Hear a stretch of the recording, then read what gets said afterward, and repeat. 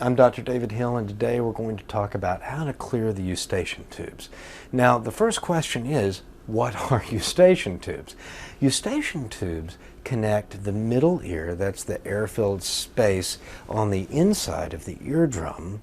The middle ear, by the way, contains bones that carry vibrations from the eardrum to the nerves in the cochlea that turn those vibrations into signals the brain can interpret as sound.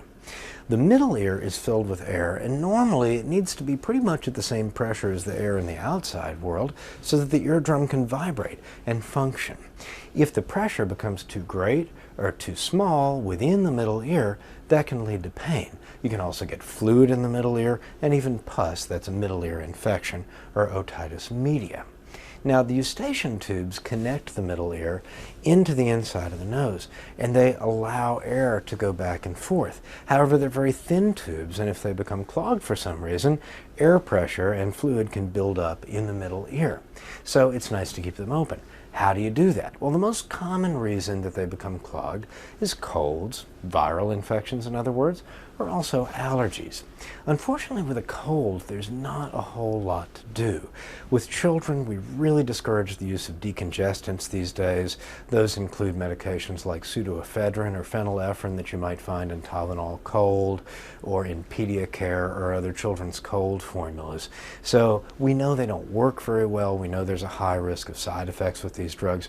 We don't recommend them anymore. However, saline drops in the nose may help clear out that mucosa and assist with drainage. Now, if a child has been sick with cold symptoms for more than 10 days, we start to suspect a bacterial sinus infection, and in that case, antibiotics may help clear the eustachian tubes. If the eustachian tubes are clogged as a result of an allergy, then allergy medicines like antihistamines, or even better, inhaled nasal steroids, can help out with that a lot. There's another class of allergy medicines that includes medicines like Singulair, for example. These aren't exactly as powerful, but they can be a useful adjunct or helper medicine when you're trying to treat allergies. So in order to clear the eustachian tubes, you want to know what's wrong. Is it a cold? Is it allergies? Is it a sinus infection? And you want to do what's appropriate. For colds, saline drops in the nose or even a saline nasal wash. For sinus infections, antibiotics, and for allergies, medicines that treat allergies like inhaled nasal steroids and antihistamines. Talking about clearing out eustachian tubes, I am Dr. David Hill.